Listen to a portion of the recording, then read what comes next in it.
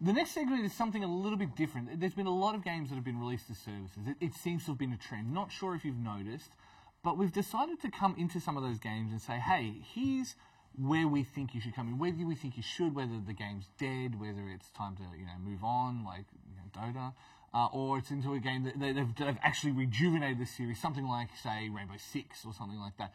The game we've decided to pick for this one, Final Fantasy XIV. Now, the latest expansion was, I want to say, Shadowbringers, and Shani and Galea are going to change. Correct me if I'm wrong. No, you're correct. Good job. Yeah, there you go. I paid some attention to it. So, but you've been feeding it from the start. Yeah. Shani. Yeah. Hardcore from the start. Well, not from the start, because I'm not going to lie, I did not play much of 1.0. Oh, no, so if you want to go, if we're going to the start, that's the dark days. The start is the dark days. 1.0, it's a very long time ago, and we don't really look back on it. It's like 5 years ago now, isn't it? Or something like that. Yeah. It's almost 10. Yeah. Wow, there you go. So, it's a fairly long-standing game, but, 2.0 is where the game was basically remade, relaunched, reborn. That was the Meteor, wasn't it? Yes, Meteor that's the Meteor. Yeah, so Meteor drops on the end of 1.5, or I can't even remember what it's called. Then we have a fair big gap in time where they redevelop the game into 2.0, The Realm Reborn. Yeah. So it's a fully reborn game. Yeah. So we come into there, and the game just improves on so much. And that was a pretty good starting point, because 1.0 was pretty bad, and 1.x didn't really fix it much. 2.0 and so on forth, a lot of good things kept coming, and then we jump into what is recent, most 5.0 now. Is it 5.0? It's 4.5 or something? No, it's 5.0. Yeah. So we're basically almost actually 5.1. I believe we're at, as of filming, about a week or two away from 5.1, which we'll talk about a little bit later. But this is where we're at the moment. It's a pretty good jumping point, because there is a fair few things that you can buy to get into skip zones if you want to. But that said, a lot of that early content is still really great to play through. So I was going to say that. So for you, Jamie, I guess, because you did have to play all of the early content. Yeah. So you didn't get to skip potions or anything. No. So my story is, I bought it around about Heavensward, so around about 2016 or so. I dabbled in it for a little bit, then I got a good PC, then I'm like, okay, I'll get into this again. Didn't really work out.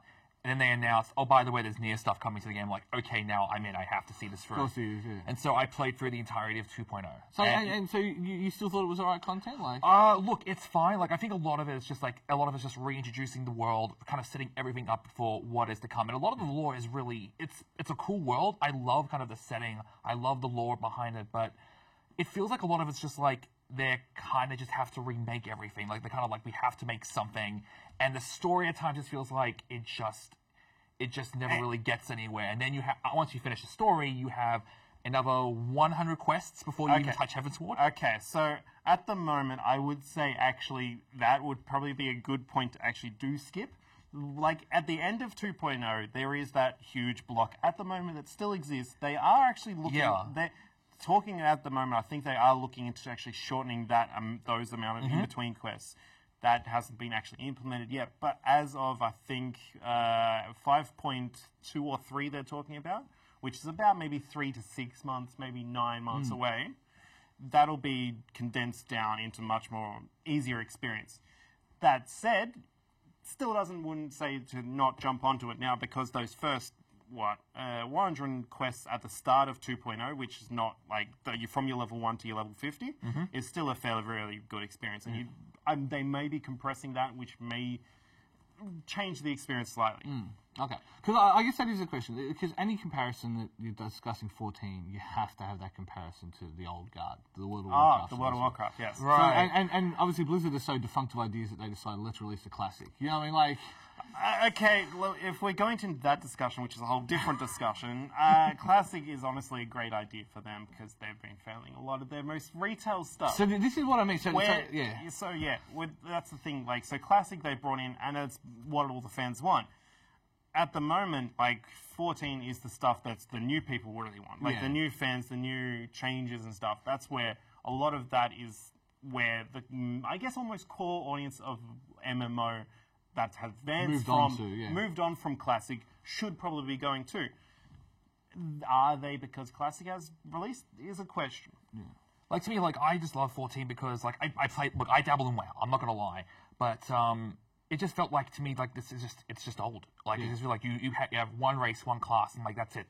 That is it. Whereas in 14, like I can choose to say, oh well, I'm playing a Dragoon because I am that guy.